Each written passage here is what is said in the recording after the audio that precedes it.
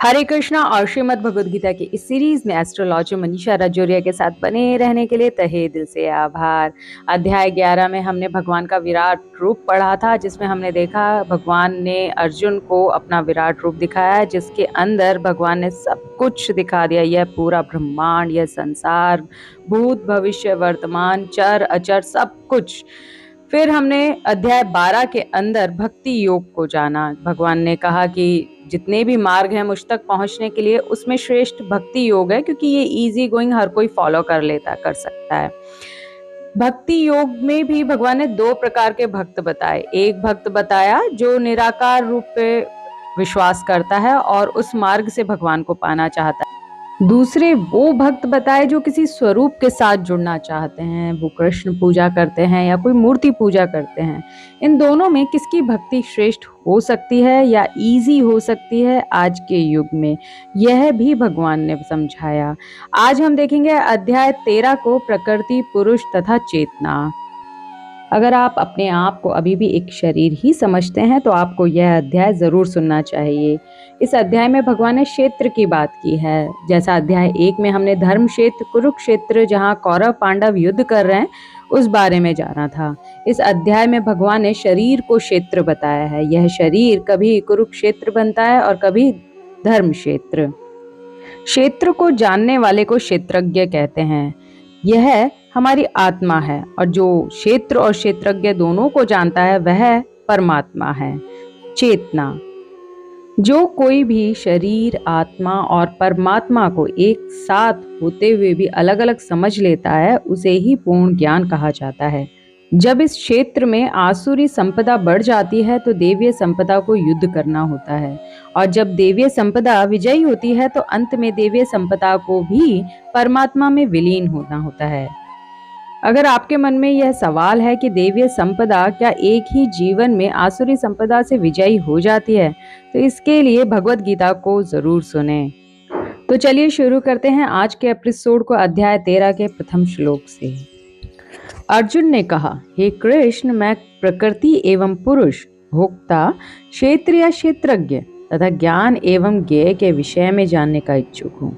श्री भगवान ने कहा, हे कुंती पुत्र, यह शरीर क्षेत्र कहलाता है और इस क्षेत्र को जानने वाला क्षेत्रज्ञ है। हे भरतवंशी, तुम्हें ज्ञात होना चाहिए कि मैं भी समस्त शरीरों में ज्ञाता भी हूँ, और इस शरीर तथा इसके ज्ञाता को जानने वाला ज्ञान कहलाता है, ऐसा मेरा मत है।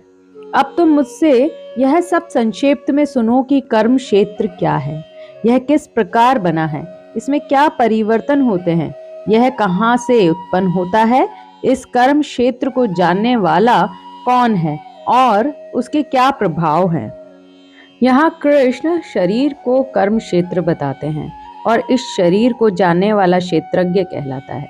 जो इस तरह प्रकृति पर प्रभुत्व दिखाता है, उसे उसी क्षमता के अनुसार कर्म क्षेत्र प्राप्त होता है। जो व्यक्ति अपने आप को शरीर मानता है वह क्षेत्रज्ञ कहलाता है। क्षेत्र तथा क्षेत्रज्ञ अथवा शरीर और शरीर के ज्ञाता का अंतर समझ पाना कठिन नहीं है। कोई भी व्यक्ति यह सोच सकता है कि बाल्यकाल से वृद्धावस्था तक उसमें अनेक परिवर्तन होते रहते हैं, फिर भी वह व्यक्ति वही रहता है।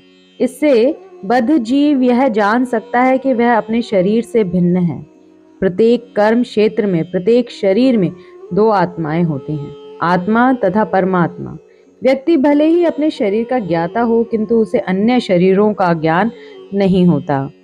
किंतु समस्त शरीरों में परमात्मा रूप में विद्यमान भगवान समस्त शरीरों के विषय में जानते हैं। शरीर में निवास करने वाले परमात्मा शरीर तथा शरीर के स्वामी दोनों को जानने वाला है। ज्ञान की परिभाषा को कुछ इस प्रकार बताया गया है, आत्मा तथा परमात्मा को एक मानते हुए भी पृथक पृथक समझना ही ज्ञान है। यह भौतिक जगत जो कर्म क्षेत्र के रूप में है, प्रकृति है, और इस प्रकृति का भोक्ता जीव है, और इन दोनों के ऊपर परम नियामक भगवान है। आगे भगवान कर्म क्षेत्र तथा कर्म क्षेत्र के ज्ञाता की स्वाभाविक स्थितियों का वर्णन करेंगे। मनुष्य को यह जानना होता है कि यह शरीर किस प्रकार बना हुआ है, यह शरीर किन पदार्थों से बना है, यह किसके नियंत्रण में कार्यशील है, इसमें किस प्रकार परिवर्तन होते हैं, ये परिवर्तन कहाँ से आते हैं, वे कारण कौन से हैं, आत्मा का चरम लक्ष्य क्या है तथा आत्मा का वास्तविक स्वरूप क्या है। आत्मा तथा परमात्मा, उनके विभिन्न प्रभावों, उनकी शक्तियों आदि के अंतर को भी भगवत गीता में कृष्ण बताएंगे। लेकिन यह ध्यान रखने योग्य है कि प्रत्येक शरीर में वास करने वाले परमात्मा को जीव का स्वरूप न मान बैठे।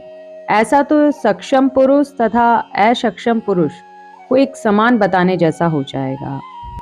अगले श्लोक में भगवान कहते हैं, विभिन्न वैदिक ग्रंथों में विभिन्न ऋषियों ने कार्यकलापों के क्षेत्र तथा उन कार्यकलापों के ज्ञाता के ज्ञान का वर्णन किया है। इसे विशेष रूप से वेदांत सूत्र में कार्य कारण के समस्त तर्क समेत प्रस्तुत किया गया है। पंच महाभूत, अहंकार, बुद्धि, अव्यक्त, 10 इंद्रियां तथा मन, 5 इंद्रिय विषय, इच्छा, द्वेष, सुख, दुख, संघात, जीवन के लक्षण तथा धैर्य, इन सब को संक्षेप में कर्म का क्षेत्र तथा उसकी अंतः क्रिया कहा जाता है। विनम्रता, दंभहीनता, अहिंसा, सहिष्णुता, सरलता, प्रामाणिक गुरु के पास जाना, पवित्रता, स्थिरता, आत्म संयम, इंद्रिय तृप्ति के विषयों का परित्याग, अहंकार का अभाव, जन्म मृत्यु, वृद्धा अवस्था तथा रोग के दोषों की अनुभूति, वैराग्य, संतान, स्त्री, घर तथा अन्य वस्तुओं की ममता से मुक्ति, अच्छी तथा बुरी घटनाओं के प्रति संभाव, मेरे प्रति निरंतर अनन्य भक्ति, एकांत स्थान में रहने की इच्छा, जन समूह से विलगाव, आत्म साक्षात्कार की महत्ता को स्वीकारना तथा परम सत्य की दार्शनिक खोज, इन सब को मैं ज्ञान घोषित करता हूँ और इनके अतिरिक्त जो भी है वह सब अज्ञान है। महान ऋषि और व्यास देव के पिता पाराशर महर्षि, उन्होंने भी धर्म संबंधी अपने ग्रंथों में लिखा है, तुम, मैं तथा अन्य सारे जीव अर्थात हम सभी दिव्य हैं। भले ही हमारी शरीर भौतिक हो, हम अपने अपने कर्मों के कारण प्रकृति के तीनों गुणों के वशीभूत होकर पतित हो गए हैं। ज्ञान के कारण कुछ लोग उच्चतर तथा निम्नतर धरातल पर हैं, पर परमात्मा दिव्य है। वेदों में आत्मा, परमात्मा तथा शरीर का अंतर बताया गया है। जैसे कि हम पहले भी पढ़ चुके हैं कि हमारा शरीर, जिसे कर्म क्षेत्र कहा गया है, उसे जानने वाला क्षेत्रज्ञ अर्थात जीवात्मा तथा परमात्मा होती है। उपनिषदों में व्याख्या है कि भगवान की शक्ति का प्राकट्य अन्नमय रूप में होता है, जिसका अर्थ है अस्तित्व के लिए भोजन पर निर्भरता। यह ब्रह्म की भौतिकतावादी अनुभूति है। अन्न में परम सत्य की अनुभूति करने के पश्चात फिर प्राणमय रूप में मनुष्य सजीव लक्षणों या जीवन रूपों में परम सत्य की अनुभूति करता है। ज्ञानमय रूप में यह अनुभूति सजीव लक्षणों से आगे बढ़कर चिंतन, अनुभव तथा आकांक्षा तक पहुंचती है। तब ब्रह्म की उच्चतर अनुभूति होती है, जिसे विज्ञानमय रूप कहते हैं, जिसमें जीवन के मन तथा जीवन के लक्षणों को जीव से भिन्न समझा जाता है। इसके पश्चात परम अवस्था आती है जो आनंदमय है। इस प्रकार से ब्रह्म अनुभूति की 5 अवस्थाएं बताई गई हैं। इसीलिए आध्यात्मिक पथ पर चलने वाले लोगों को सात्विक भोजन की सलाह दी जाती है। यहाँ प्रथम 3 अन्नमय, प्राणमय तथा ज्ञानमय अवस्थाएं जीवों के कार्यकलापों के क्षेत्रों से संबंधित होती हैं। परमेश्वर इन कार्यकलापों के क्षेत्रों से परे हैं और आनंदमय है। भगवान स्वभाव से आनंदमय हैं। अपने दिव्य आनंद को भोगने के लिए वे विज्ञानमय, प्राणमय, ज्ञानमय तथा अन्नमय रूपों में विस्तार करते हैं। कार्यकलापों के क्षेत्र में जीव भोक्ता माना जाता है, किंतु आनंदमय उससे भी भिन्न होता है।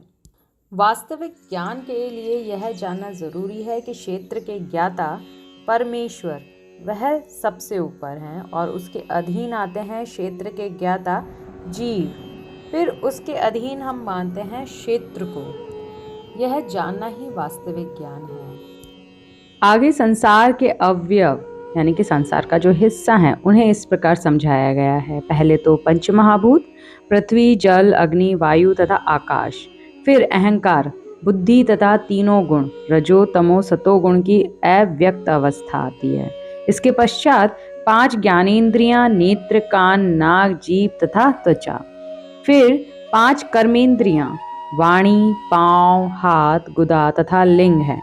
तब इन इंद्रियों के ऊपर मन होता है। मन को अंतः इंद्रिय भी कहा जाता है। इस प्रकार मन समेत कुल 11 इंद्रियां होती हैं। फिर इन इंद्रियों के 5 विषय हैं, गंध, स्वाद, रूप, स्पर्श तथा ध्वनि। इस तरह इन 24 तत्वों का समूह कार्य क्षेत्र कहलाता है। फिर इच्छा, द्वेष, सुख तथा दुख नामक अंतः क्रियाएं हैं जो स्थूल देह के 5 महाभूतों की अभिव्यक्तियां हैं। चेतना तथा धैर्य द्वारा प्रदर्शित जीवन के लक्षण सूक्ष्म शरीर अर्थात मन, अहंकार तथा बुद्धि के प्राकट्य हैं। ये सूक्ष्म तत्व भी कर्म क्षेत्र में सम्मिलित किए रखते हैं। शरीर इन समस्त तत्वों की अभिव्यक्ति है। अतः क्षेत्र अस्थायी भौतिक वस्तु है, लेकिन क्षेत्र का ज्ञाता, क्षेत्रज्ञ इससे भिन्न रहता है। यह ज्ञान जानने पर परम सत्य तक पहुंचने की संभावना हो जाती है। जो भगवान की भक्ति स्वीकारते हैं उनके लिए आवश्यक है कि वे आध्यात्मिक जीवन प्रमाणिक गुरु के मार्गदर्शन में करें। यहाँ ज्ञान की रूपरेखा प्रस्तुत की गई है। इसका विश्लेषण इस प्रकार है। पहला है विनम्रता। विनम्रता का अर्थ है कि मनुष्य को अन्यों द्वारा सम्मान पाने के लिए इच्छुक नहीं रहना चाहिए। दूसरा अहिंसा। अहिंसा का मतलब किसी को मारना काटना ना होकर अहिंसा का वास्तविक अर्थ किसी को विपत्ति में ना डालना है। सहिष्णुता का अर्थ है कि जो मनुष्य आध्यात्मिक ज्ञान की उन्नति में लगा हुआ है उसे भौतिक स्वभाव के कारण अपमान व तिरस्कार सहना पड़ता है।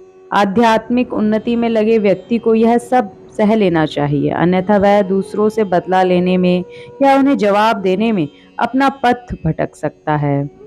चौथा बताया है भगवान ने सरलता को। सरलता का अर्थ है कि बिना किसी कूटनीति के मनुष्य इतना सरल हो कि अपने शत्रु तक से वास्तविक सत्य का उद्घाटन कर सके। पांचवा दृढ़ता। दृढ़ता का अर्थ है कि आध्यात्मिक जीवन में उन्नति करने के लिए मनुष्य दृढ़ संकल्पित हो। ऐसे संकल्प के बिना मनुष्य ठोस प्रगति नहीं कर सकता। जिसके पास ज्ञान है उसकी जो छठी क्वालिटी है भगवान ने बताई है आत्मसंयम। आत्मसंयम का अर्थ है कि आध्यात्मिक उन्नति के पथ पर जो भी बाधक हो उसे स्वीकार न करना। मनुष्य को इसका अभ्यस्त बनकर ऐसी किसी भी वस्तु को त्याग देना चाहिए जो आध्यात्मिक उन्नति के पथ के प्रतिकूल हो। यही असली वैराग्य है। आगे भगवान कहते हैं कि जो ज्ञानी है, जिसके पास ज्ञान है, वह मिथ्या अहंकार भी नहीं रखता। मिथ्या अहंकार है क्या? जब मैं हूँ भाव आत्मा भाव से जुड़ा रहता है तो वह हमारा वास्तविक अहंकार है। जब मैं हूँ यह भाव मिथ्या शरीर के साथ जुड़ा रहता है तो वह भाव मिथ्या अहंकार है। हमें त्यागना मिथ्या अहंकार को होता है। अहंकार तो रहता ही है क्योंकि अहंकार का अर्थ स्वरूप है जिसे त्यागा नहीं जा सकता। आज के एपिसोड में हमने क्षेत्र और क्षेत्रज्ञ के बारे में जाना। नेक्स्ट एपिसोड में हम ज्ञेय के बारे में जानेंगे, जिसे जानना हमारा कर्तव्य है। तो मिलती हूँ नेक्स्ट एपिसोड में। तब तक के लिए हरे कृष्णा।